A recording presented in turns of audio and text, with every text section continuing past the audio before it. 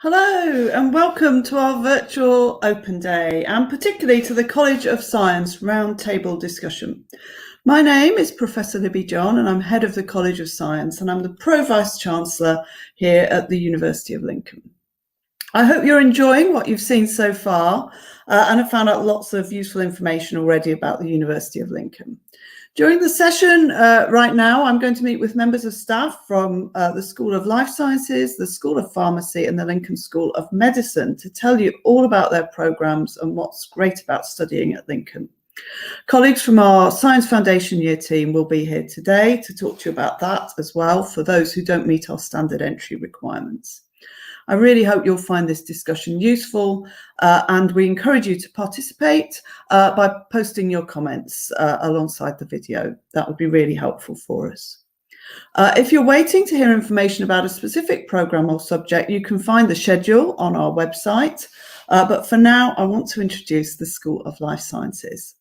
This is an interdisciplinary school which provides an exciting and stimulating environment for students.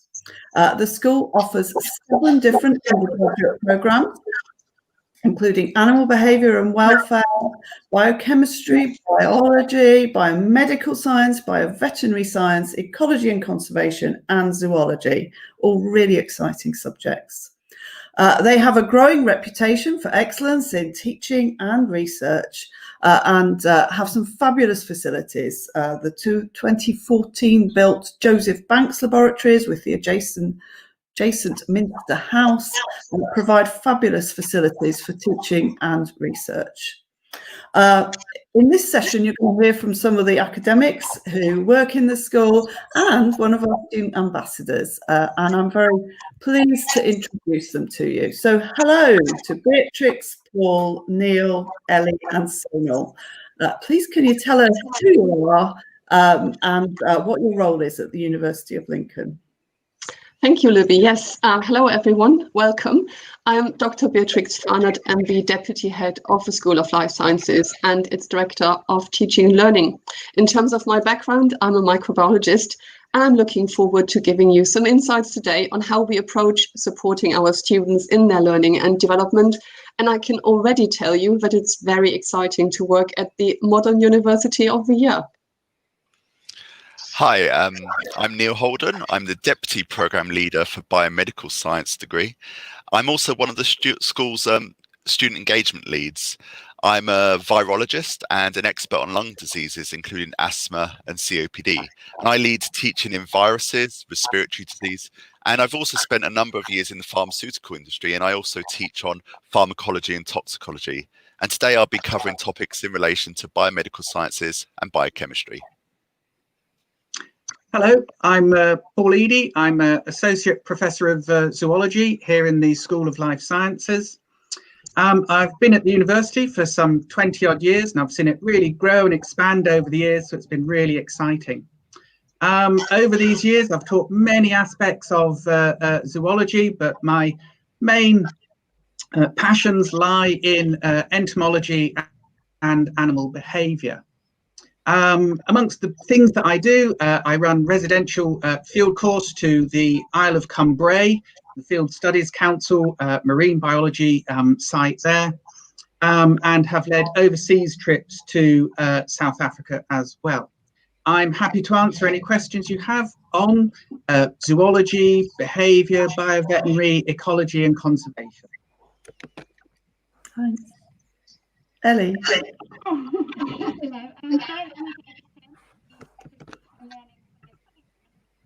Ellie, we can't hear you very well. Oh, I'm sorry. Shall I come a bit closer? So I work for the We still can't hear you very well, Ellie. I'm going to turn to Sonal, if that's all right, and then we'll see if we can fix your mic for you. Sonal. Hi, I'm Sonal. I'm a biology graduate, so I did my undergrad at University of Lincoln, and I currently study a Master's by Research in Evolution and Ecology here. That sounds very exciting, Sonal. Okay, so welcome to all of you. Let's talk about life sciences at Lincoln. Firstly, can you tell me some of the things students might expect from studying those 7 different programmes within the School of Life Sciences, and specifically what's special about studying them at Lincoln? So if I can go first there, biomedical sciences focuses on the pathology, diagnosis and treatment of human diseases. And Lincoln actually offers an accredited degree by the Institute for Biomedical Science, which is actually a requirement for those people who go on to work as a registered biomedical scientist within the health services. The degree gives real-world training. It uses state-of-the-art clinical equipment and laboratories which actually mirror what you'll find in the health services. So you're almost training for the job as you're learning as well. We also teach a number of different sort of molecular biology techniques, which allow a number of our students to go into research careers, both in industry, so pharmaceutical industry, as well as academia. The biochemistry degree is something that studies the mechanisms and cellular processes that undergo the working of actual cells in the biological system. The practical training in biochemistry really introduces students to current techniques, so state-of-the-art techniques in medical and biochemical research. And actually, one of the things that's really good about the School of Life Sciences is our final year project, which allows students to directly access state-of-the-art research equipment and facilities, so things like tissue culture, mass spectrometry, electron microscopy, and X-ray diffraction. Thanks, Neil. So in terms of sort of the more organismal side of things, the biology degree sits at the very heart of the life sciences, and it gives students great flexibility in choosing a path through the degree programs. It covers all levels of biological organization, from molecular through to cells, physiology, organisms, populations, communities, and ecosystems. I think it's ideal for those students who aren't quite sure which aspect of the life sciences that really appeals to them, so that it gives them that flexibility. And when they join, they might well, you know, sort of find a new passion in that field.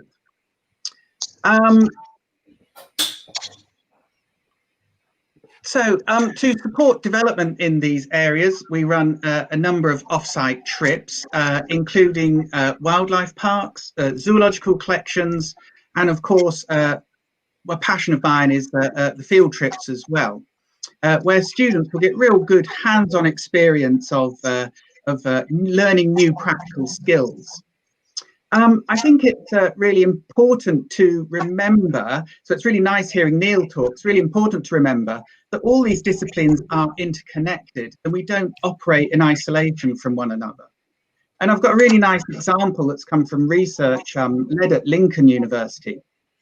We know that antimicrobial resistant bacteria, you may have sort of heard of things like MRSA in the media, can actually be found in environmental hotspots. So they're not just found in hospitals and clinical settings, but they can actually be found out in the wider environment. And basically, in this scenario, these things like insects can then pick up these antimicrobial resistant bacteria, and then things like birds and bats might eat these insects.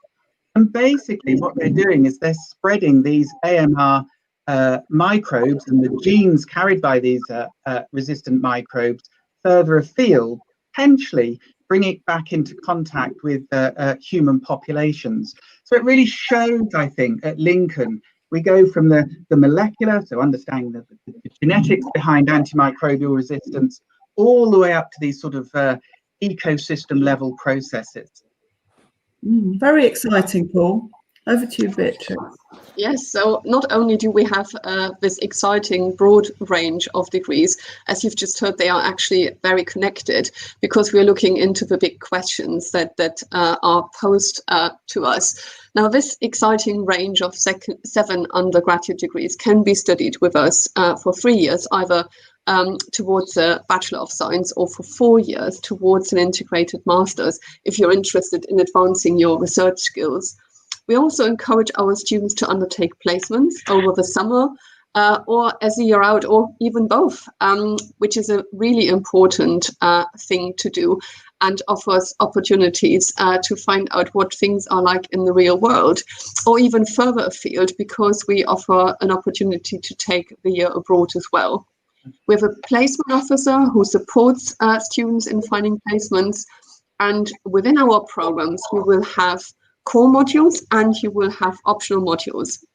You pick your options based on your interests and career plans, and of course we help you with this so you can make an informed and good choice. However, in case you would like to change your program, this is possible up until the stage where your module choices have become very specific, so where you're basically not transferring to something else readily. To join us for a bachelor's program, our typical offer would be 3Bs or 120 UCAS tariff points. And for an integrated master's, it is a BB or 128 points. And of course, if anyone is taking our science foundation year, then upon successful completion of this year, you enter any of our life science programs at year one. Okay, thanks very much, Beatrix and the team. One of the things we do have at Lincoln that's incredibly successful is our Science Foundation Year route.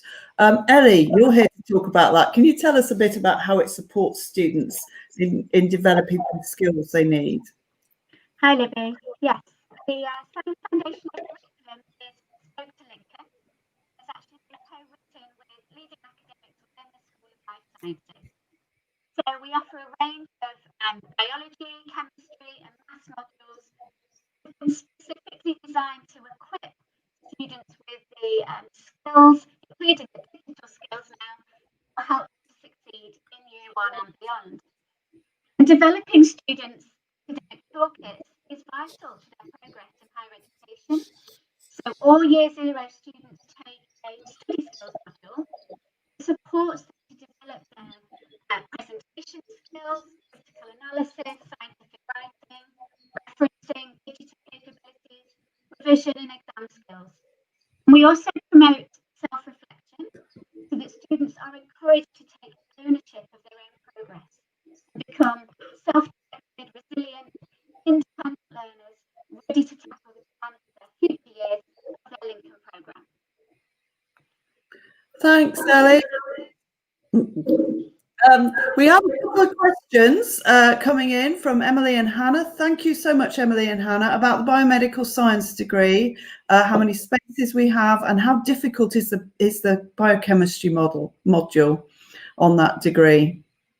I don't know if you just want to have a brief go at those, Neil. I'll mute myself. Absolutely. So generally speaking, we take around 100 or so, somewhere in that region, of biomedical sciences per year. So there's actually quite a few spaces. And some of those are obviously coming through on the foundation year, and some are direct entry, both on the MBio and the bachelor's streams as well. We can talk a little bit more about the MBio and the bachelor's, I think, a little bit later on in this session. We actually have, again, a fantastic first year, which really does build a strong foundation to build, on these subjects of biochemistry and things like that. So we have a great introduction module, which takes you all through the basics, which then is built upon. So we're not going to dive deep into the really tough stuff. We're actually going to make sure that all of our students, no matter what their backgrounds, get that really strong foundation, and actually make sure that because we have students coming from all sorts of different backgrounds, from A levels, from BTECs, etc. So we really actually make sure that you've got that strong foundation in those subjects. Thanks, Neil. That's fab. We've got lots of questions coming in now. I'm delighted to see them. We might not be able to answer them all during this chat. If not, we'll answer them on Unibuddy later. So if you don't get your question answered now, please stay on for Unibuddy afterwards, but I'll try and get to your questions during our chat. First of all, I've got another question for our panel, which is, tell us a bit about some potential career prospects for the students on your degree programs, please. Well, life scientists are key for our future, as we've already heard a little bit, keeping us healthy, living longer, feeding an ever-growing population, and therefore during your studies you will learn to ask the right questions and learn how to find answers, and then importantly what to do with these answers. Training as a scientist means developing, in addition to all these subject skills that you might be expecting, actually many transferable skills that are very valued by employers, such as data handling, critical and independent thinking, analysis, information literacy, crucially communication skills, planning of actions, and teamwork. Almost no one works as an individual, so we're preparing you for this kind of interactive work environment. And of course, when many students continue their education at master's or PhD level with us or elsewhere. So coming in there with the more specifics about biomedical and biochemistry. So obviously, as I said before, our biomedical degree is accredited, and it can actually lead on straight on to actually being a registered biomedical scientist within the NHS. And obviously with our state-of-the-art facilities, we really make sure that you guys are actually trained in the techniques and applications that are applicable to that position. The biochemistry degree actually contains training in various different sort of applied topics like biotechnology, and that is really aligned with some of the more industrial careers. I tend to find that our biomedical, bioveterinary and even biochemical students often use their degree as a platform for health services, so both animal and human, including physician's associate within the NHS. And also within industrial work. So that includes things like drug development within the pharmaceutical industry, biotechnology companies, as well as scientific writing, patent law and teaching. And just an example, Philip, one of our biomedical scientists who graduated last year, he actually spent a placement year at GlaxoSmithKline between his second and third year. And he's now on the graduate program of AstraZeneca in Cambridge, working with the team collaborating with Cambridge University in designing novel COVID-19 therapeutics.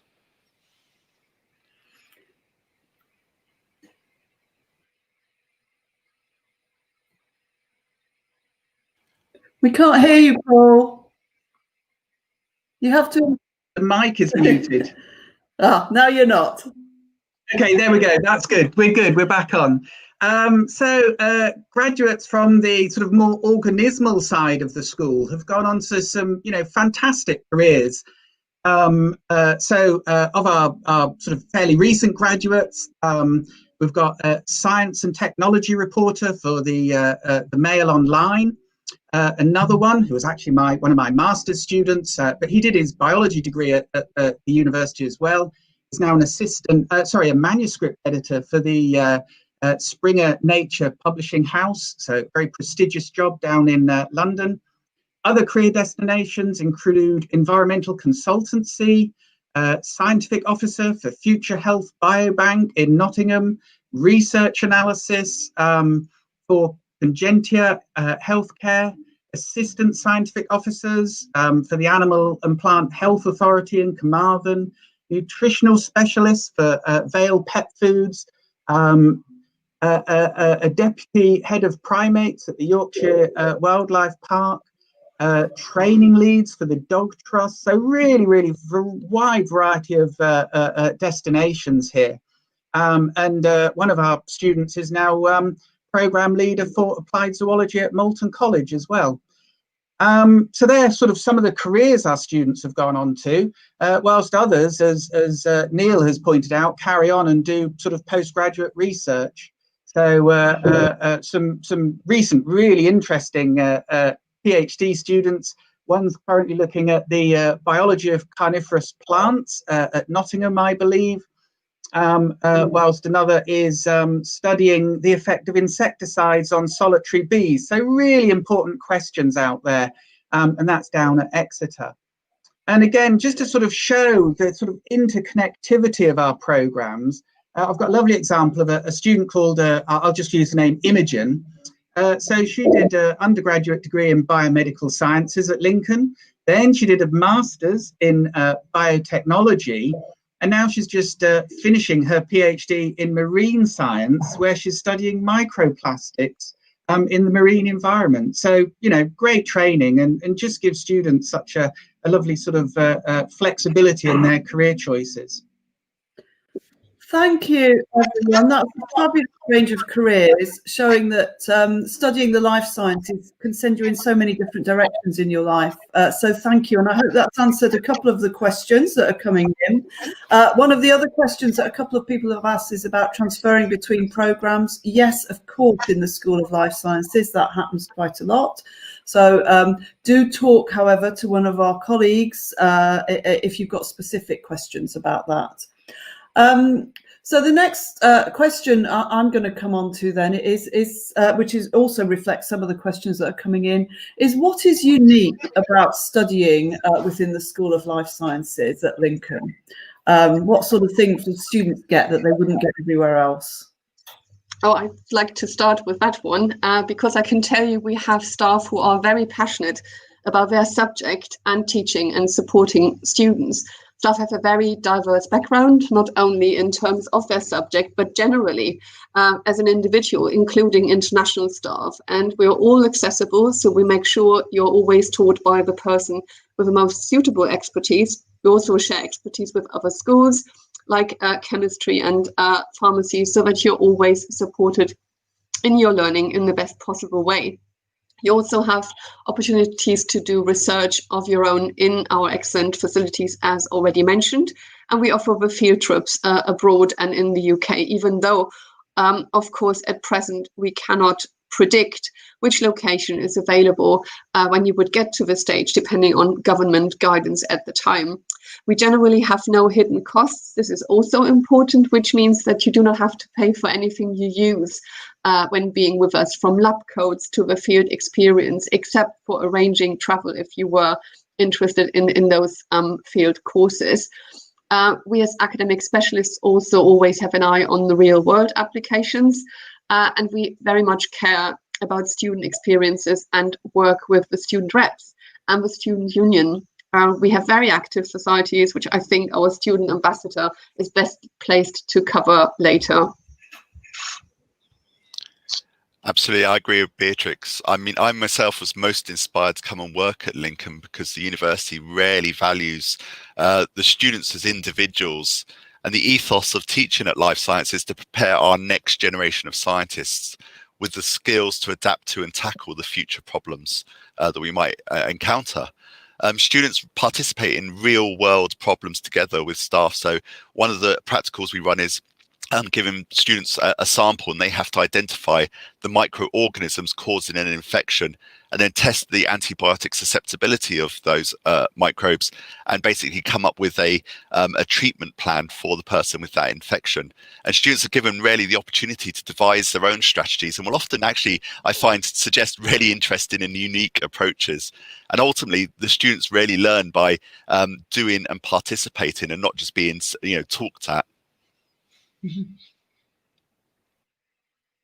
As you might have gathered, I'm very passionate about field work, and so in that same vein, we basically try and equip students with the right skills and knowledge where they can carry out their own studies in the field. So currently we run a week-long residential field trip to the Field Studies Council up on the Isle of Cumbrae in Scotland. And basically, we sort of introduce students to this sort of novel environment, and we sort of give them some little self-directed activities to undertake. But all the time whilst we're there, we're getting the students to look at the environment and think about it, and think about sort of patterns and processes that are going on. And then really, we ask our students to design their own studies. And it's really lovely watching them come up with some really fascinating studies, whereby they then design the study, they go out and working in a group, collect some information to try and identify patterns and processes in nature, and then they present these studies to the whole group at a mini conference at the end of the field trip. They've done some really exciting stuff in the past. So some of our students have looked at shell exchange behaviour in hermit crabs. the ecophysiology of life on the intertidal rocky shore, the effect of ecotourism on rocky shore biodiversity. So all of those families holidaying at these lovely sites and going rock pooling and things, we're looking at, what effects that has on those environments. And then some really interesting stuff, looking at relationships between claw size and the pincer pressure of the crabs themselves. And it's wonderful watching students sort of be really creative. And I love the fact that when we go on these field trips, they have this sort of flexibility. They're in a really stimulating environment, and they don't let us down. They come up with some brilliant exercises. And I think it really develops their skills and their confidence. Right, thank you, Paul. Can you, Beatrix, talk us briefly through a generic student journey from year 1 to 3 or 4, please? Yes, I can do that. This might so far have sounded all very linear, but we do appreciate there is no such thing actually as a typical journey. You're all very different learners, and we have a very diverse student body. And that's why we offer a broad range of activities and contexts for your learning, from tutorials, lectures, case studies, independent study, then again group work. The research project, practicals, and fieldwork are very, very hands-on. You will basically experience a skills level progression from building a foundation in the beginning, building confidence, to then more specifically apply what you've learned over time, and therefore become a very well-rounded graduate in the end and ready for work and lifelong learning, because it doesn't stop. We can't ever stop learning, and we prepare you for this. We also follow a principle called student as researcher to give you those authentic opportunities that we already mentioned. And we therefore have a range of assessments that reflect the diversity of your learning, from posters, lab reports, presentations, essays, exams, and also lab and field skills tests. So genuinely, your curriculum is informed and led by the research that we do ourselves, and of course the scientists in the field. And it's great to know that students enjoy their journey with us and are satisfied. In the recent NSS, the programs that were offered or are offered by our school were all in the top 10 in their subject areas, which was wonderful news. And Zoology and Biochemistry even ranked first, which we were absolutely delighted. Thank you, Beatrix. I'd love to get the student perspective in now. So, Sonal, could you tell us a little bit about the support you receive in the school and whether you found that useful during your studies? Hi, yeah, sure. So there were loads of support available during my undergraduate. Firstly, with my academic tutor, you have an academic tutor that you see very regularly, and all the other staff in the school, you can literally email them, drop into their office hours, and they're all very approachable for subject-specific help or even just general advice. The library has got a lot. I basically lived in there. They've got online advice, they've got an online digital library, ebooks. Inside the library, they've also got subject librarians that can help you. They offer workshops for more essay writing skills, referencing, that kind of stuff. So if you need a bit of help with academia, but they also have a careers service, which is really great. And throughout your degree, you do get careers lectures with your careers advisor for your school, where you get a lot of help with CV writing and volunteering opportunities. And finally, there's the student wellbeing, which is really helpful for information on living, accommodation, finance, juggling life, because it's pretty daunting moving to uni. But they also help with learning support plans if you need extra time, that kind of thing, and just a general listening ear. So all round, there's kind of someone there to support you and talk to throughout your degree. Wonderful, Sonal. And I'm going to give you the last word. Just tell us a bit about the fun things you've done while you've been at university, and some of the opportunities you've had for social events. Yeah, there's lots. There's so many both academic and non-academic related societies that you can join. So throughout my undergrad, I was part of Eco Society, Women's Rugby Society and Rock Society. So it's a very big contrast of what you can, meet like-minded people, have a lot of fun. With the subject-specific ones, you're all kind of part of the society, so you have a bit more responsibility organising speakers, litter picking, fundraising, that kind of thing. But you also meet and socialise with a lot more of your peers. And the undergrad field trips, I find, was a very good opportunity to not only learn more about your field and get really hands-on in field experience, but also talk to your lecturers and to get to know them and other people on your course and work in groups. And then the SU, the Students' Union, they host loads of events, club nights. The city have got a lot of club nights. So it's a very social, very, very fun place to live. Oh, that's wonderful. I'm sorry, folks, that's all we've got time for now. I could keep this conversation going all morning, but we need to talk to other schools as well, and I'm sure they've got a lot to say too. I realise we haven't been able to answer all the questions. Thank you so much to our audience for posting questions. Please go over to Unibuddy. We'll do our best to get to all your questions about the School of Life Sciences. So thank you so much to Sonal, Beatrix, Ellie, Paul and Neil. And I hope that our audience find out lots more about Lincoln and have a lovely day. But thank you to the team here. That's been a really interesting conversation. Bye. Thank you all. Goodbye. Bye.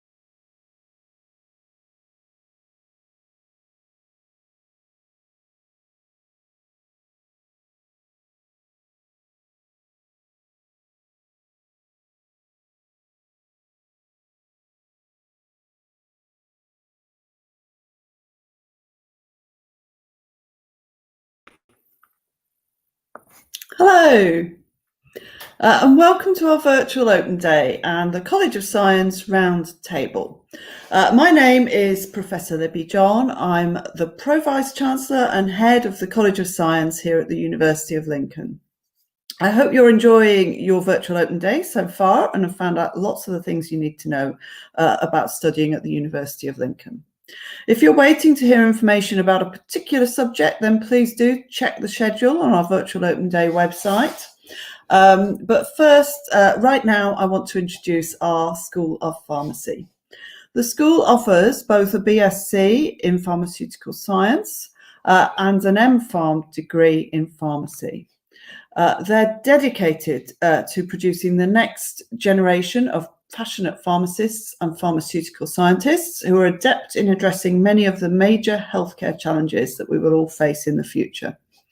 In this session, you're going to hear from some of the members of academic staff who are here to tell you a bit more about studying pharmacy at Lincoln. So, hello to my colleagues. Hello, Christine. Hello, Ian, and hello, Ellie.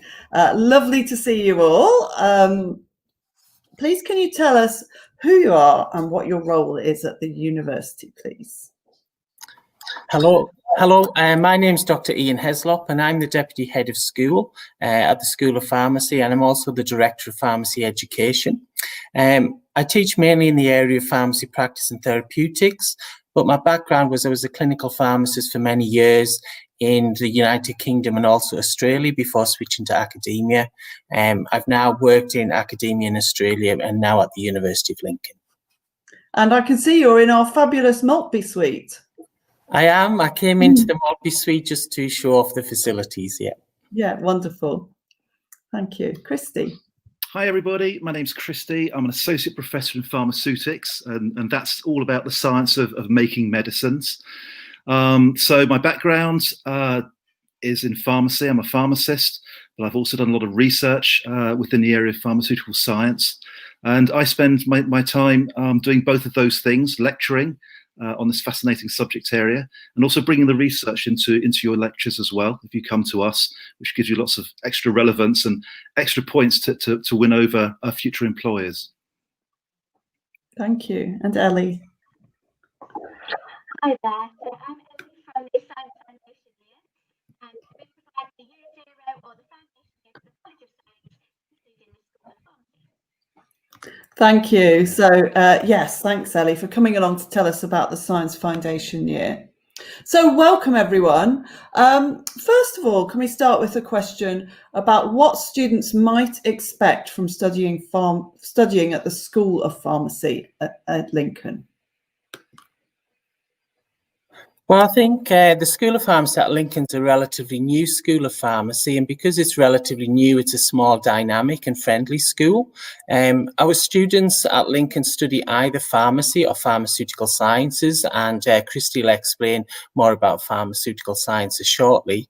The curricula that we have at Lincoln are new, and they've been designed to prepare the next generation of both pharmacists and pharmaceutical scientists.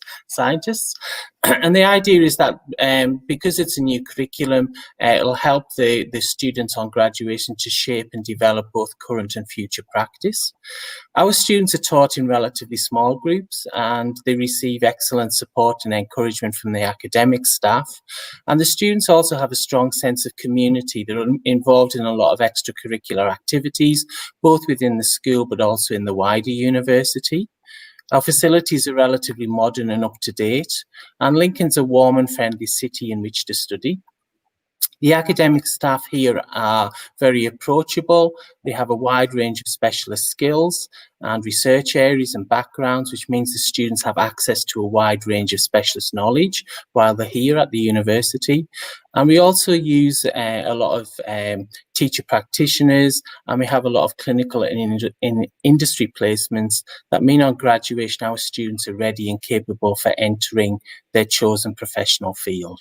So I'll hand over to Christy and he'll explain about the pharmaceutical sciences. I think you've covered almost everything there, Ian. It's a fantastic place to study pharmaceutical sciences. We have amazing facilities, and because it's a relatively new course, and the university's had a fantastic upgrade, the facilities that are available for students are absolutely wonderful. And it really is incredibly impressive. It's fantastic, and you actually get to use those facilities. So in terms of what to look forward, what we do is basically having a training that will allow you to work in the pharmaceutical industry or in biotechnology areas, and I think it gives you a full and relevant training and up to date, and that is fundamental because of the wonderful facilities and the relevant staff that we have here to teach you. Yes, don't forget yourselves. It's not just about stuff, it's about people too, isn't it? Just to say to our audience, please do give us your thoughts and any questions that you want to bring in. If we can, we'll answer them during this call, this chat. If we can't, we'll try and pick them up later. But yes, please, audience, do join in. Then we'd love to get your comments and hear your questions, so we know we're on the right track. Right. So my next question for our team here is about the Science Foundation Year. So we do offer a Science Foundation Year route with both these degree programmes. And Ellie, can you tell us a bit about how that Foundation Year route supports students moving on to these programmes? Yes, Libby. So the Science Foundation curriculum has been written to be bespoke to Lincoln. In fact, has been co-written with academics within the School of Pharmacy. So we offer a range of biology, chemistry and maths modules designed to equip students with the science, mathematical and digital skills will help them to succeed in year 1 and beyond. And we believe that developing students' academic toolkit is vital to their progress in AD. So year 0 students skills module supports them to develop their presentation skills, scientific writing, critical analysis, referencing, digital capabilities, revision and exam skills. And we promote self-reflection so that students are encouraged to take ownership of their own progress and become resilient, self-directed, independent learners, ready to tackle the demands of their future years of the Lincoln programme. Thanks, Ellie. I know it's a little hard to hear you, but the gist of that was, but that you really prepare students well to become really resilient, focused learners with a whole toolkit of study skills to take them forwards. And we know there's a track record that shows that you do really well in that. Yeah, absolutely. So we do have a question already, actually, that colleagues might like to answer, is about the history of pharmacy and pharmaceutical science. Maybe you'll pick that up when you talk about the degree programmes, or you might like to have a go at it now. It's quite an interesting question. Thank you, Emily. Yeah, thanks, Emily, for the question. I mean, yes, in the pharmacy programme, we do touch on the history of pharmacy, etc., etc. I guess at the end of the day, because we're trying to train pharmacists for current and future practice, we don't probably focus as much on history as we would like. I'm a bit of a history nerd myself, and so I find the history of pharmacy and medicine very interesting as well. And so, yeah, I regret we don't cover enough of it, but we do cover sufficient so that the students know where the professions come from. I think that's very important, because with professions, it's important to know where we've come from so that we can build on the successes of the past. And of course, your multi-suite and the display you have behind you, Ian, recognises that those origins of your profession, don't they? Yeah, and we have very good links with the local profession, and the local profession are keen to give us bits and pieces of historical paraphernalia, so it's all very useful. Yes, yeah, and some of our students do sort of historical type projects. Yeah. Brilliant. Thanks, Ian, for addressing that. My next question for all of you is, what will students achieve from studying an MPharm or a pharmaceutical science degree? And what are the potential career prospects? Well, I'll talk first about the MPharm degree, and then Christy will talk about the BSc in Pharmaceutical Sciences. The key thing with the MPharm degree is it's an entry-level qualification, and it's intended to prepare pharmacy students for registration as a pharmacist in the UK. As people will know, the pharmacist is a registered health professional that takes responsibility for all of the medicines related care of the population. And it's one of society's most respected health professions and professionals generally. Although most people think of the community pharmacist when they think of pharmacists, and the community pharmacist is certainly a central figure in our community, providing medicines and medicines-related information and health information to the community.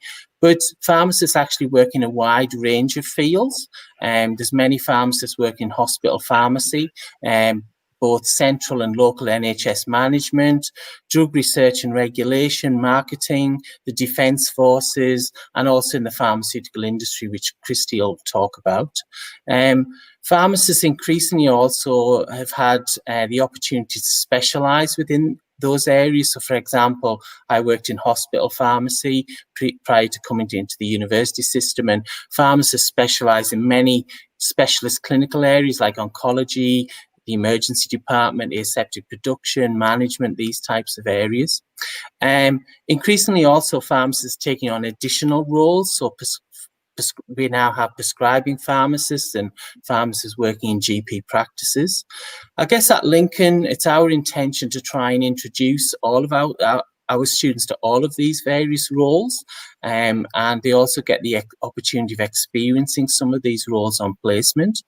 Currently, I would say we have virtually, I don't know if it's 100%, but it would certainly be 99.9% employment in pharmacy, and pharmacists have good starting salaries, and there's also the opportunities of working overseas. So I worked overseas for many years before coming back to the UK. So Christy will talk a little bit about opportunities with pharmaceutics. So within the pharmaceutical sciences degree, it sets you up for a career in industry or biotechnology companies. And it's a really, really good time to be doing this, because at the moment we're coming out of Europe, and there's a massive need for pharmaceutical scientists. And when I say just working in industry, there's a whole range of different disciplines that you can work in. This can be ranging from research and laboratory, to work in the development of new medicines, to manufacturing, to management, to being a qualified person. So there's a huge range of different job opportunities that you can actually get by studying the pharmaceutical sciences degree, and it's really pertinent at the moment. So in those terms, I think it's a really excellent choice to actually pursue. With respect to our graduates from last year, 100% were employed within 6 months, and most of those, I think almost all of them, were in the pharmaceutical industry, and they all took different roles. So certainly you'll be employed, and I'm sure those opportunities are increasing, definitely. Thank you. Brilliant, thank you both. That's fab. There's a couple of questions coming in, one from Clara on whether a work experience from medicine would be accepted when applying for the pharmaceutical course. Maybe you could pick that up. And how many students you typically take in your cohorts? Sorry, Christy. At the moment in the MPharm program, I think we've got just over 60 to 70 students in first year, and then in the other years we've got about 40 students on average going through. I'm not sure about the figures in the BSc program. Christy, how many have we got in BSc? Probably in our first year at the moment we're around about 20. In the second year's around about 15. Third year's around about the same. Sorry, I was going to say, so we've got nice small groups, and we can really support the students in that in their studies, yeah. And also Ellie would have a similar number in the foundation year as well. With regard to the work experience, we do interview students who come into the MPharm program, and one of the things we ask them is what is their interest in health and pharmacy. So experience in medicine and experience in pharmacy always helps in that situation. But it's not compulsory that you have to have clinical experience to come and do pharmacy, but certainly it shows that you've got a real interest in working in the health field. Fabulous, thank you. Let's move on now to think about some of the things that make it special. You've talked about the low student numbers. Can you tell us a bit more about what's great about studying MPharm, pharmaceutical science at the University of Lincoln? I think, like I said, the key things are, like Christy said, and Christy will probably talk more about the facilities because he's more used to the lab facilities than myself. But we do have excellent facilities here, and like we said, we do teach in small groups.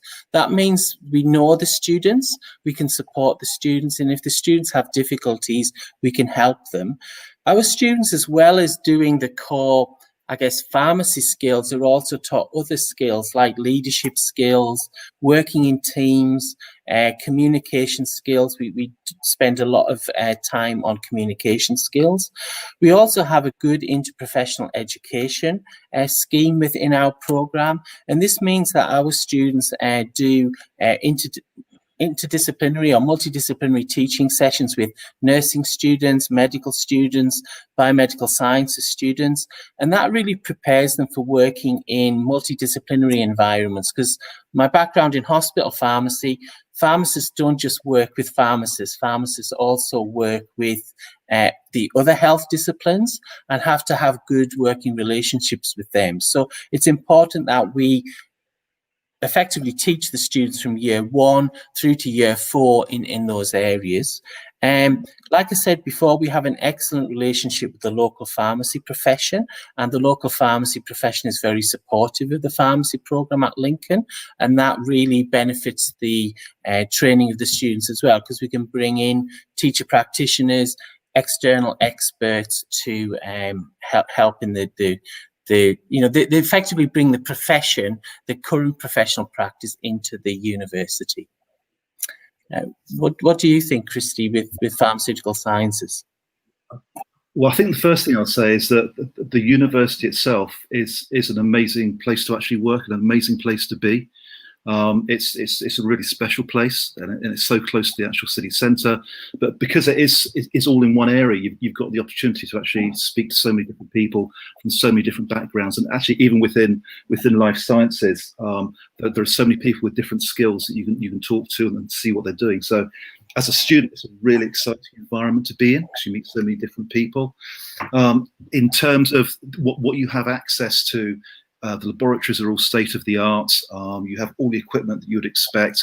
And again, because it's such a young university, in terms of the campus that we're in, it's not a young university, but because the actual sites are, sorry, my dog is picking at me down here. The actual facilities are state-of-the-art. And particularly when you come to do your final year project, you have access to all of those. So fancy devices like X-ray crystallography and nuclear magnetic resonance and so forth. But equally, you get all the hands-on skills in the laboratories that we have in the 2 areas where we do all of the practical work. So yeah, it's fantastic. Brilliant, thank you both. I'm going to move on now to ask you to talk us through the journey from year 1 to year 4 and how that works in your programs.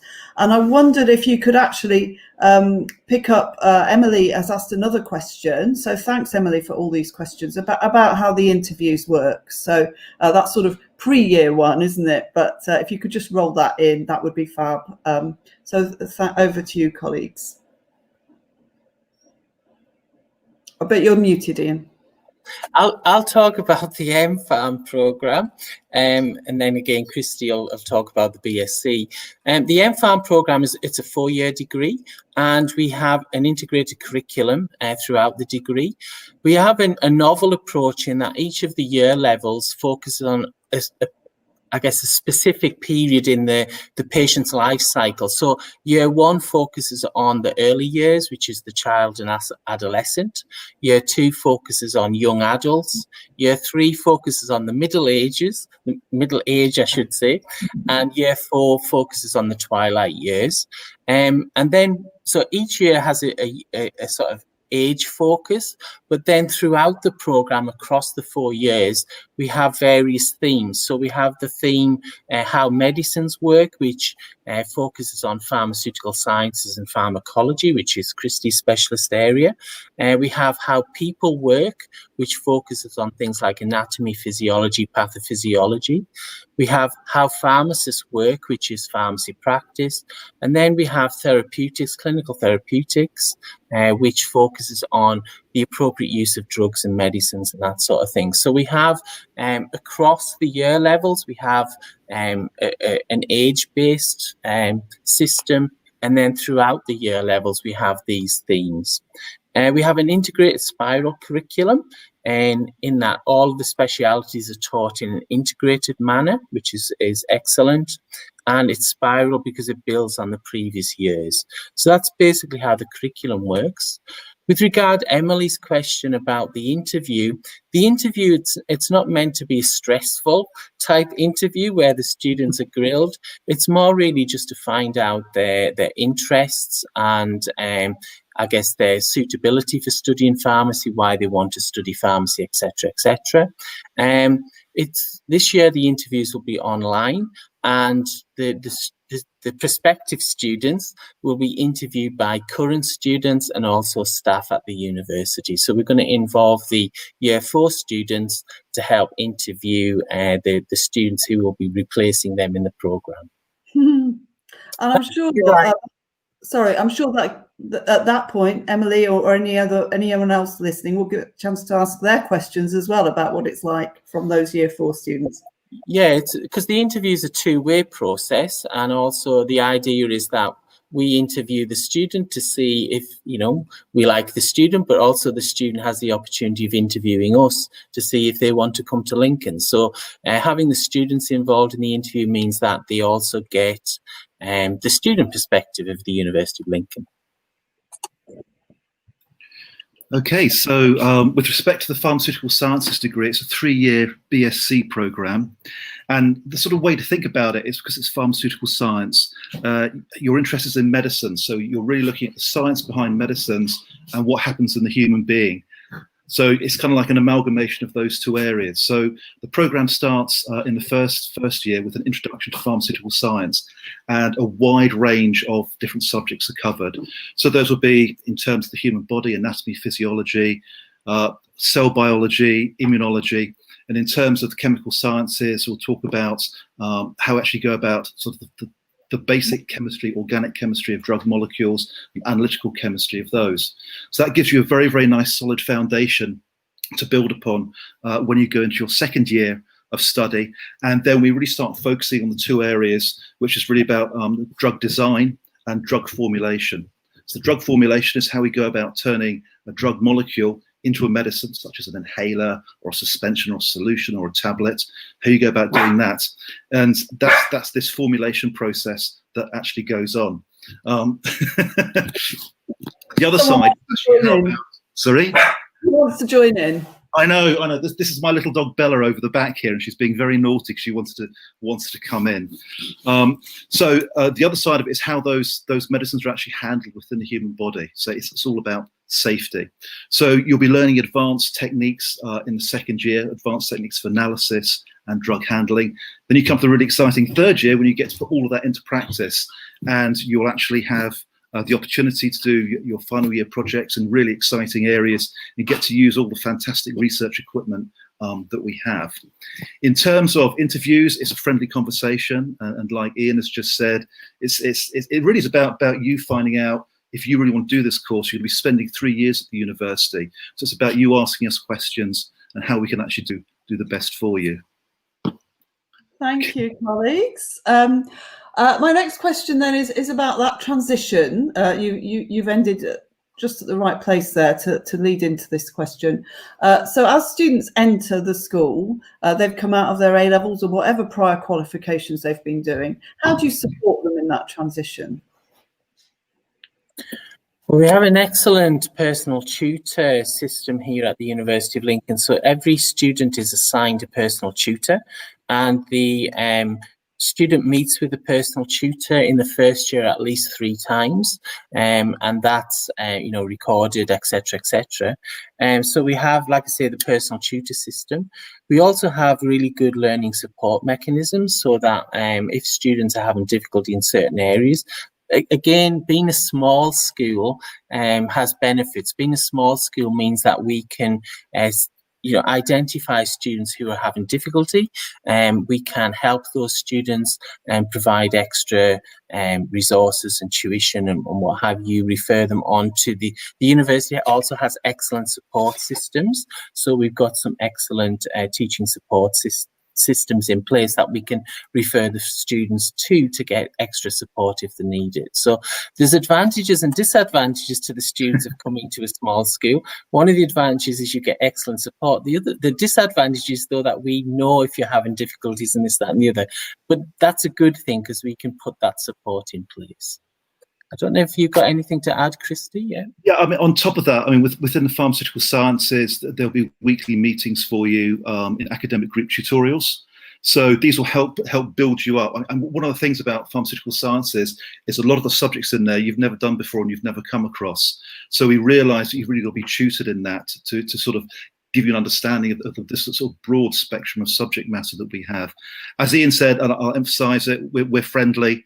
You have your personal tutors. Any problems you have, you can come and see them, and it works very, very effectively. It's nice. Brilliant. Thank you both.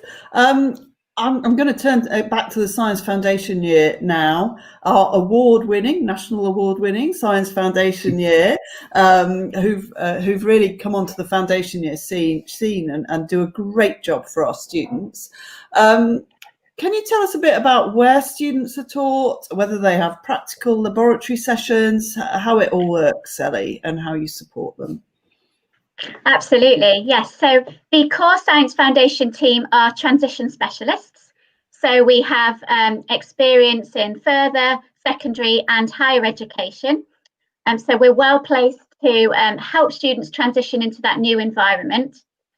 But in addition to the core team, a leading academic from the School of Pharmacy acts as a link tutor throughout the foundation year and coordinates a specialist transition module, helping to build those key relationships in the run-up to starting year 1, as well as arming students with the skills that academics know from experience will set them in good stead for year 1. And a Science Foundation year student is just like any other University of Lincoln student. So full access to university accommodation, sports facilities, the student union, student wellbeing, and of course the same high-tech labs for practical sessions that are used by the rest of the school. And that integrated approach really works. We know it works because students who've completed the Science Foundation year thrive in later years of their degree. Brilliant, thank you, Ellie. Yes, it is a great programme that we're very, very proud of at Lincoln. And of course, it doesn't just feed through to pharmacy and pharmaceutical science, any of our science subjects. So finally, we've talked about study at Lincoln, but it's not all work and no play, is it? So could you tell us a little bit about the social life of a pharmacy student or a pharmaceutical science student at Lincoln? Well, our students are very active with the local profession and within the local community. We have the British Pharmaceutical Students Association, and our students are very active with that. We also have the Pharmaceutical Defence Association and the Royal Pharmaceutical Society, and the students again are very active within the student organisations within those professional bodies. from what the students tell me, there's some excellent sporting and social clubs within the university, and I believe our students are very active and very involved in those societies as well. Sometimes we don't want to know exactly what they get up to all the time, but they are very active within the university, and the university has a wide range of social and sporting activities to get involved with. Okay, thanks, Ian. We've had a couple more questions come in. One about whether students are able to work part-time while they study, which we know many students do these days, and another about whether they're your specialist facilities. And we're just at the end of our time here, so yeah, quick answers, please, if you can. A lot of our students do work part-time, and they do work in local community pharmacies. I see Clara asks if we organise that for you.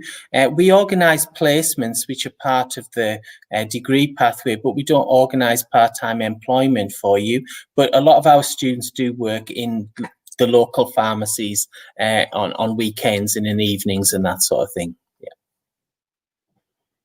Yeah. Sorry, Christy, do you want to say a bit more about our facilities? Yeah, I mean, in terms of facilities, we actually have some very unique facilities here for surface analysis, for example. We're about to get a whole lot of new fantastic microscopes into the university. So you literally have access to do whatever science you'd like. It's very impressive. And certainly for me, who's coming as a new academic, I should actually say, it's probably the most impressive array of facilities that I've seen in the 4 universities I've worked at, definitely. That's brilliant, thank you. And we are a new university, as you mentioned, Christy, and so we've had that huge investment in our science facilities across the board, which is wonderful. All right, well, thank you so much to you all for joining in this session. I hope our audience have had an opportunity to find out the kinds of things that they were hoping to find out. If we've missed your question in the audience, please head over to Unibuddy, where you'll be able to get a bespoke answer, and you can ask particular questions about your own qualifications, your own opportunities here at Lincoln. So please do that. But all that's left then is to say thank you so much to my colleagues, and I hope you enjoy the rest of your Saturday, everybody. Okay, bye. Thank you. Bye. Thank you. Bye. Bye.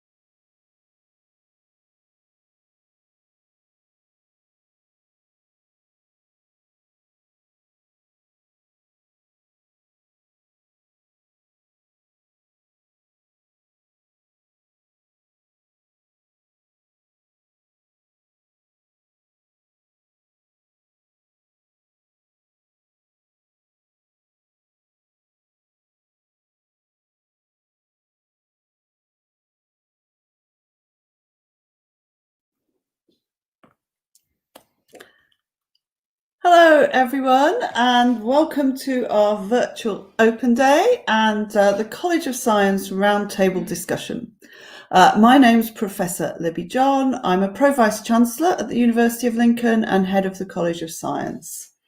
I really hope you've enjoyed your day so far and have found out lots about the University of Lincoln. If you're waiting to hear information on about a particular programme or subject, you can find the schedule of the roundtable discussion on our virtual open day website, as well as lots more information. But now I want to introduce Lincoln Medical School. The Medicine and Medicine with Foundation Year degree programmes are brought to you as a partnership between the Universities of Nottingham and Lincoln. The school delivers the University of Nottingham's programmes, but at Lincoln's Brayford Pool campus, where students have access to specialist teaching facilities. The school is dedicated to providing an excellent learning experience and first-class medical education for students. In this session, you're going to hear from two colleagues from the school, and a member of academic staff from the current school, and a current student are here to tell you more about studying medicine at the University of Lincoln. Hello, David and Joe. Welcome to our College of Science Roundtable. Please, can you just tell us about who you are and what your role is in the medical school? Thanks, Libby. Yeah, I wear a number of hats, actually. So I'll tell you about them. I'm here as the Director of Admissions for the Lincoln Medical School. I'm also the widening participation and outreach champion for the medical school.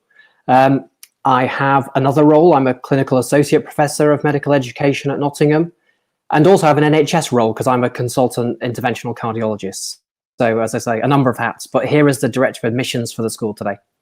So a busy person. Joe? So thank you for being busy here person. Today.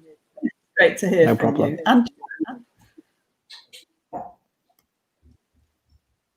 hi Libby, and hi everyone at home. My name is Joe and I'm one of the second year medical students here on the course at Lincoln. Brilliant, thank you both, and also welcome to our audience, and just to let them know, you can post your questions if you like alongside this video, or you can go along to Unibuddy and ask your questions there. We'll try and pick up on any questions you put in while we're live. We already have a question from Hisham, actually, and perhaps we'll turn to that as we go through. So thank you so much, Hisham, for putting up a question already, and hopefully we'll answer that question in a few minutes. But please do add more questions. Let us know if we're hitting the right spot for you today. Right. Let's talk about what students might expect from studying medicine and what's special about studying it at Lincoln. Well, I think as you've already alluded to, Libby, I mean, we're a new medical school. That's the first thing to say. So we're in our second year now of teaching medicine. And we're a collaboration, as you've alluded to, between the universities of Lincoln and Nottingham. And so our kind of unique selling point really is that we're the best of both. And that's what we like to say, that we have our established curriculum and reputation of teaching medicine from the University of Nottingham, who's now been teaching medical students for 50 years, but also delivered in a small cohort in a friendly university in a friendly city. And also one of the other things that we'll touch on later probably is that another unique part of our course is that we have an intercalated degree within our actual 5-year degree program or 6-year degree program. And that's quite unusual. So we'll maybe talk a little bit about that later. Joe? Yeah, so David, you touched on the best of both. So those of us that like a bargain, you get 2 for 1 when you study here at Lincoln. So you are students at both Nottingham and Lincoln. You get complete access to the campuses in Nottingham and Lincoln as well as the online resources, books, library facilities, whatever you want. You get full, complete access to both universities. I think one of the biggest concerns when students start is kind of the bridge, the gap between A-level and degree level teaching. Semester 1 is a really useful bridge between A-level and degree level standards. And I think the resources that we have access to at both Lincoln and Nottingham really help bridge the gap between the two kind of different standards of education. That's brilliant, Joe. Thank you very much. And that takes us nicely to the next question, which is about what students will learn and what skills and experience will students gain along the way. I'll tackle that first, and then maybe Joe can give you his perspective on it. So the program is set up really to focus initially on the science underlying clinical practice. So something we like to kind of badge as doctor as scholar or doctor as scientist, because that's really, really important. But it's important that whilst we're teaching this, and this probably answers Hisham's question a little bit, is that we like right from the beginning to remind you about why you're studying medicine, and to start building in kind of clinical practice and clinical exposure from the get-go. So things like communication skills, problem solving, developing clinical skills, and your professional identity as a doctor are something that we start right from the early years of the program. And then we move through from that to progress to the integrated BMed Sci that keeps coming up, but to take you through a research project, a formal research project, to give you that experience that you really, really need as a doctor, because you have to absorb lots and lots of evidence and scientific evidence and be able to interpret that to benefit your patients. And then move through into our clinical program, where we focus more on the clinical aspects of medicine and becoming a doctor, so that when you graduate at the end of the program, you're able to take up a position as a qualified doctor. Of course. Joe, do you want to add anything to that? Yeah, definitely. So David mentioned the early clinical exposure that we get, and that was a real big selling point for me when looking at different universities and different medical schools. They all offer clinical exposure in different ways and at different stages in the course. But the real winner for me was that you get clinical exposure right from semester 1. So we had a hospital placement last year. About this time last year, we went onto the wards. It was quite daunting as a first-year student, but it's the best way to learn, is to be chucked in at the deep end. And David also mentioned building our professional understanding, our professional character. One of the semester 1 modules that you'll do if you come here is the professional basis of medicine. And one of the things that we really get taught in semester 1 really early on is shaping who you want to be as a doctor, building your confidence in speaking to professionals, colleagues, patients. We use lots of role play when we do history taking right at the start, building your professional understanding with case-based learning and learning with case studies, which we do a lot more from semester 2 onwards.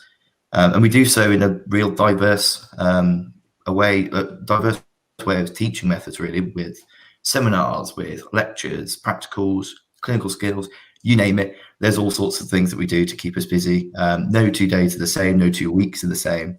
So it's really building your character right from day one, chucking you at the deep end, and exposing you to hospital, general practice settings, community settings, right from semester 1. That sounds really challenging, Joe, but very exciting. Yeah, it sounds fabulous. I'm not a doctor, but it just sounds very exciting to me. So what's unique about that package that you've both described? What is it about being at Lincoln that makes it really special? Well, it is some of the things that I guess we've both mentioned already, in some of the things that we maybe haven't touched upon. It's living and studying at a fantastic university, in fact, Modern University of the Year, as you will have heard about, no doubt, on this program, but also with excellent facilities. I mean, we already have excellent facilities, excellent state-of-the-art facilities, but we are just in the process of completing our £22 million bespoke medical school building, which is hopefully going to open in spring of next year. And that's everything under one roof. At the moment, our facilities are all within campus, but they're within different buildings. And this puts everything in one roof, including things like study spaces and a medical library, anatomy suites, clinical skills, etc. So we are really excited. It will be an amazing facility for the university, but also for the medical school itself. And to kind of go back, I think just the kind of the small group side of things. So I can't underplay how important the small group side of things is in terms of teaching and learning and support for things like teaching clinical skills, to teaching in the anatomy suite, wet labs for the foundation years. Those things done in smaller groups allow a much more kind of bespoke experience for our students and much more support. And a wide range of clinical placements also within hospital settings and community settings, and the ability to be able to experience city practice as well as very rural practice. So those are things that I think are very unique about the Lincoln programme. Brilliant. Thank you very much. We do have some questions coming in that I'm sure you're keeping an eye on. Yes, about the size of the cohort, and a tricky one for students this year who are struggling to get work experience. Commander Gren, thanks for putting that in. I'm sure you're not the only one who's struggling to get work experience this year. So I don't know if you want to tackle those. Shall I tackle a couple of these questions then? To say, in terms of the graduate applicants, we don't have a cap on graduate applicants. For medicine, you'll be aware you can enter a graduate program for medicine. We don't offer that at Lincoln. That's offered on the Derby program. But in terms of graduate entry to our 5-year program, there is no cap. We don't have a set number. We think graduate entrants actually improve the experience for all, and we welcome people who have other degrees to join our 5-year medicine degree program. And in fact, such is the case that if you have a first-class honours degree at your bachelor's degree, then we don't actually need to consider your A-level and GCSEs like we would normally do for applications. And so that's a way of kind of embracing graduate entrance for our 5-year programme. In terms of the works experience situation, you are not alone. Everybody in the UK is in the same situation. Works experience for students no longer is a priority, and actually there's a safety concern in putting people who don't really need to be in clinical environments at the moment. And so we're not expecting works experience in the same way. There are lots of online versions of works experience. There's a great thing from the Royal College of General Practitioners, and also for some hospital medicine placements online that you can do. And I'd urge you to look at the Medical Schools Council website for that. It's got a whole section on works experience in the online era and COVID. And you should look at that because you can still do many things. Looking at doctors and health professionals in the media, for instance, and reflecting on that and their experience is something that's really, really useful.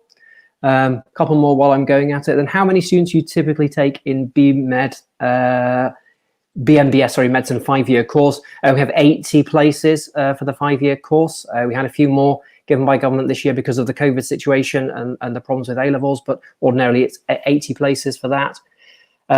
We don't have an average UCAT cutoff score. I get asked this every single open day and every year. UCAT scores vary every year. It wouldn't be fair to tell you what a cutoff score was one year because it's different every year, and that would either put you off maybe from applying when that was unreasonable to do so. And it's only used as part of our selection process. We don't have a threshold that we apply. It's a combination of things that we look at for selection. Commander Gren, I've answered that, I think. Okay, I've answered quite a few of those, I think. Joe might want to answer the one from Patrick about how much free time do you have as a medicine student? I thought that too. So yes, so we'll go to Joe next. But thank you. And just to say to our audience, if we don't get to your question, do repeat it on Unibuddy. We'll absolutely get to all of them there. So going back to Joe then, can you give us a bit of a student's perspective? We've already heard quite a bit about that, but you know, you're in the second year, which is the top cohort in our brand new medical school. So what's it been like? And can you share some of your experiences? And I think if you could answer Patrick's question about whether you get any free time along the way, that would be great. Yeah, sure. Well, if I give some perspective in my time so far, it's been a bit of a roller coaster. I'm sure people can understand. So we started last September, as the first ever cohort of medics at Lincoln. Quite a proud moment. We were here until March, where we were moved online due to obvious reasons.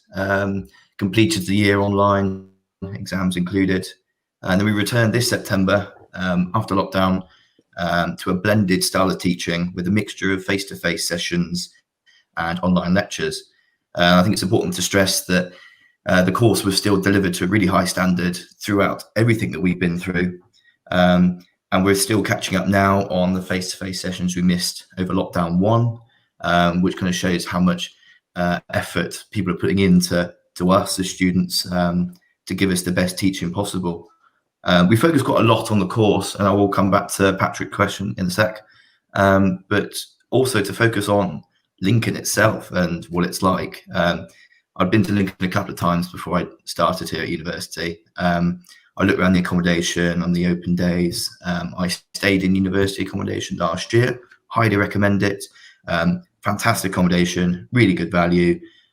Everything's really close to the campus and the city. Nice small city, so everything's in walking distance. So don't worry about forking out lots of money on public transport and getting around places. Lots of things to see and do.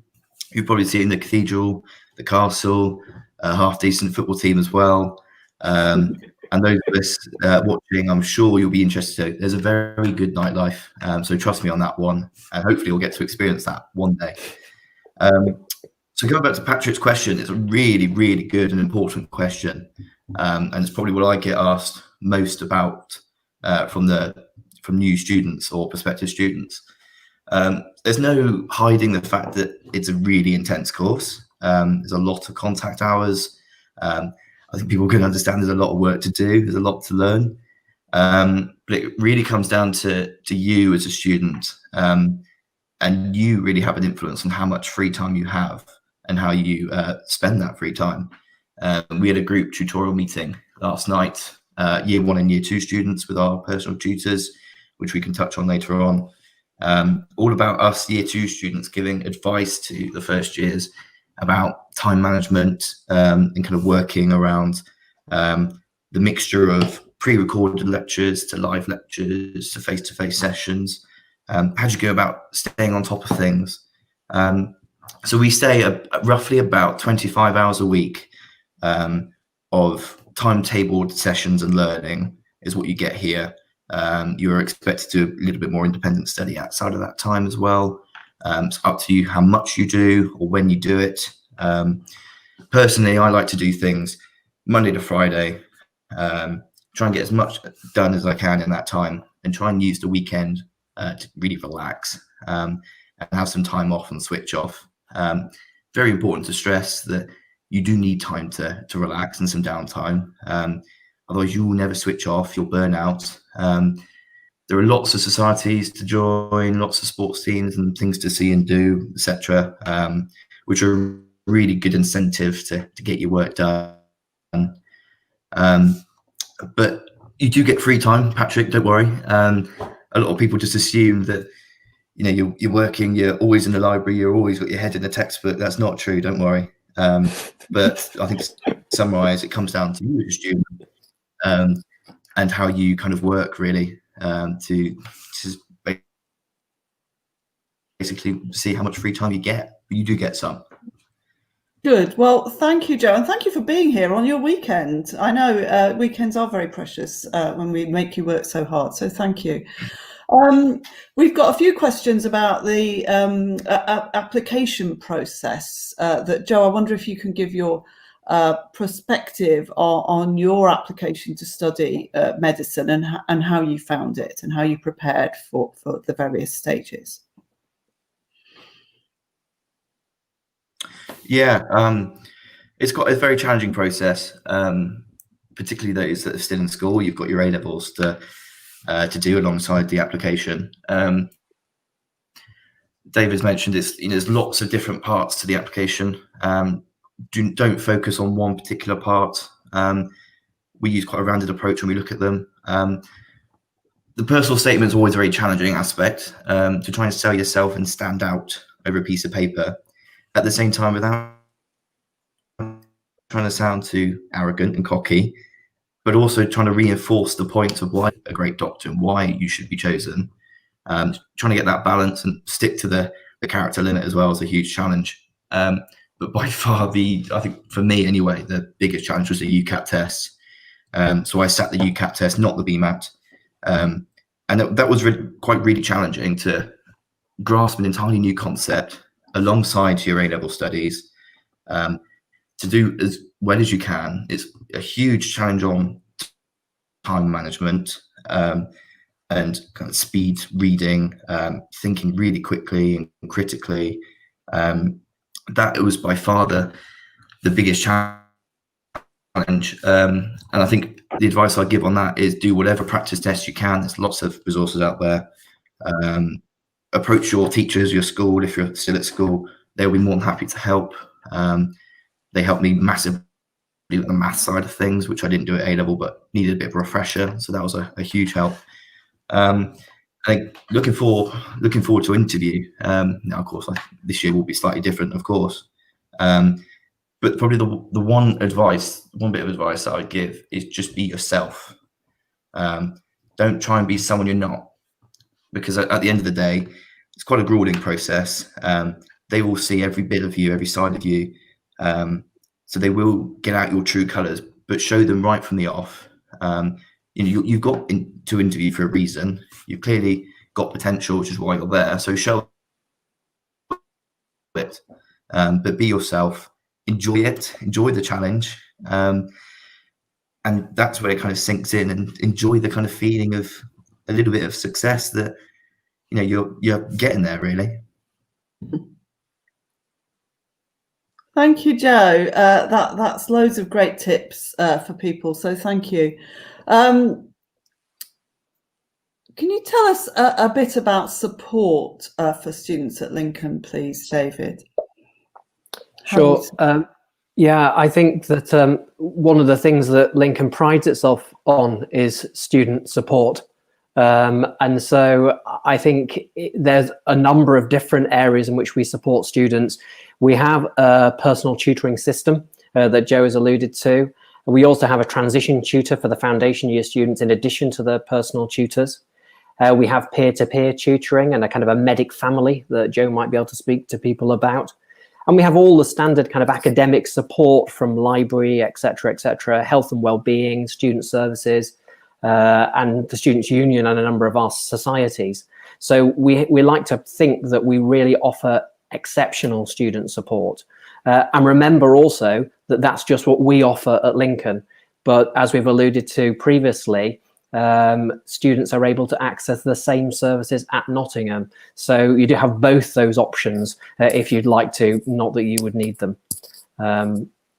Joe wants to talk a little about medic families, etc. And people should remember that we are on Unibuddy after this. So some of these questions, certainly we can kind of expand upon a little bit on Unibuddy where we've got more time if people still want to ask some of these questions that haven't been answered.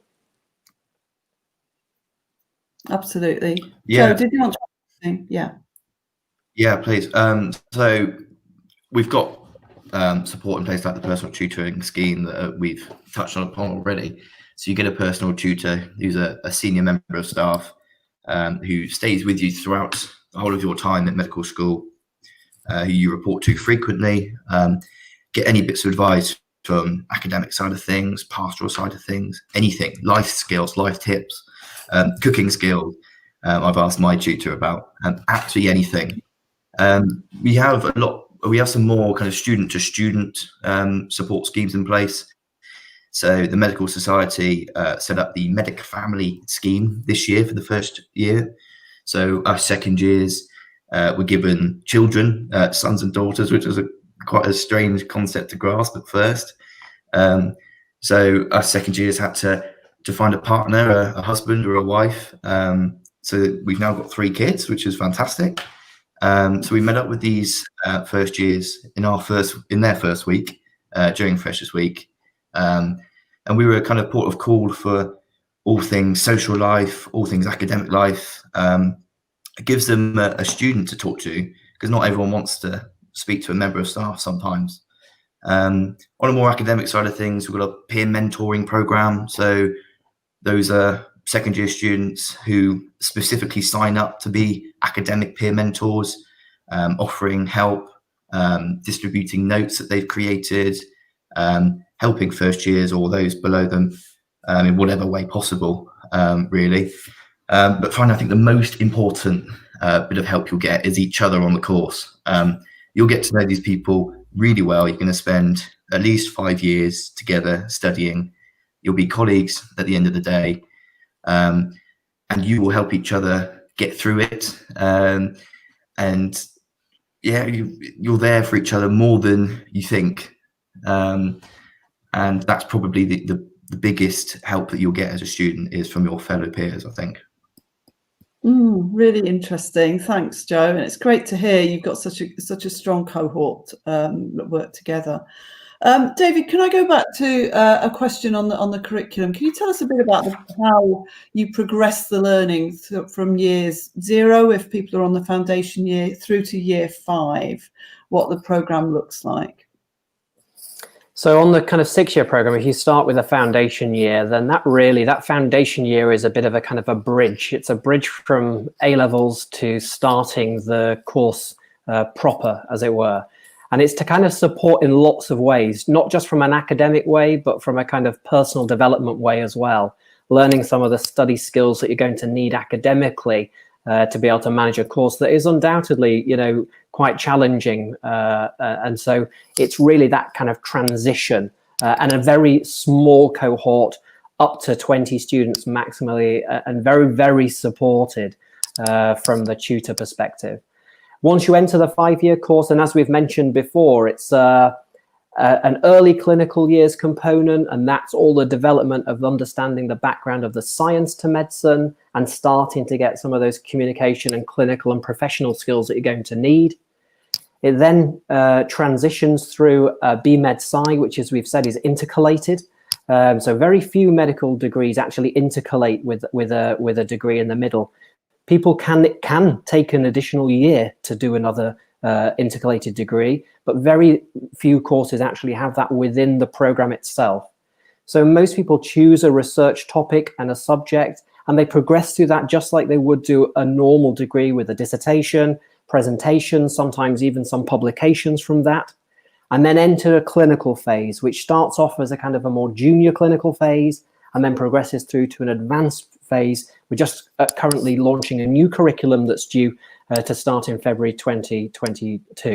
So that's all how you then progress, and that's all kind of aligned to the licensing that the GMC provides for graduates to then practice medicine. So that's the kind of transition of the course and the curriculum. Thank you, David. It's a very well thought through curriculum, isn't it? Really did fabulous doctors at the end, because we know that, because although we're only in the 2nd year at Lincoln, it's been running at Nottingham for those decades that you mentioned earlier. Absolutely.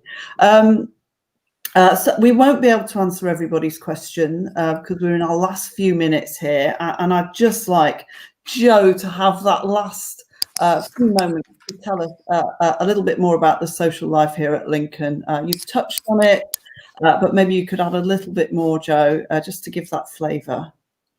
Yeah, certainly. I'll try and do this as quick as I can. So we've touched on a few things already. There's over 180 different societies and clubs to join here at Lincoln, the Students' Union. We've got the Medical Society, which most of the cohort are a part of, who organise anything from specialty talks. So we've got an intensive care consultant speaking to us Wednesday evening about his experience in London during the pandemic, as well as all sorts of socials that they organise. We've got an anatomy society for all our budding surgeons, respectively for the GP Society and our potential GPs. We've got a medical ethics society. We're setting up medic sports teams when COVID permits. We've got a WAMS, so Widening Access to Medicine Society. You can join sports teams in Nottingham or Lincoln.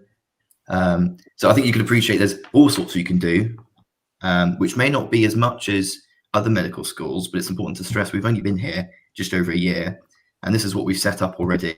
And we are continuing to set up things as we speak, who are shaping the social life and time outside of the course to be done how we want, which is really exciting. It's something to look forward to if you do come. I know we're pushed for time, so I'll leave it there and hand back to you, Libby. But we will take any more questions in Unibuddy. I see things about UCAT and interview, which I'll happily elaborate on further in Unibuddy after this. So please do hop across and fire away. And I think, as Joe just to say that if there isn't a society for you, then you're in a position to set one up. And that's a very unique perspective to be in at the moment because of the development phase we're in. And we're saying that to lots of people. If there isn't a society you want, set it up. Great. Yeah, absolutely. There are so many opportunities at university in general, but being part of something new is so exciting. And that brand new medical school building that will be there in a few months' time, we're all very excited about that. Yeah. Unfortunately, that's all we've got time for in this round table. But as David and Joe have just said, they'll be over on Unibuddy. So please head over there. They really do want to answer all the questions you've got because this is what this is all about. Finding out about what it's like at Lincoln and how you can get here. And that's we do want to answer your questions. So thank you so much to our audience and all the questions you did post. It was great to hear from you. And I really hope we've answered loads of your questions today. And that's the end of this live stream. So thank you very much for joining me. It was great to see I had audience all the way through. So clearly you're interested in a range of courses at Lincoln. So thank you very much. And I hope you enjoy the rest of your Saturday. Bye-bye.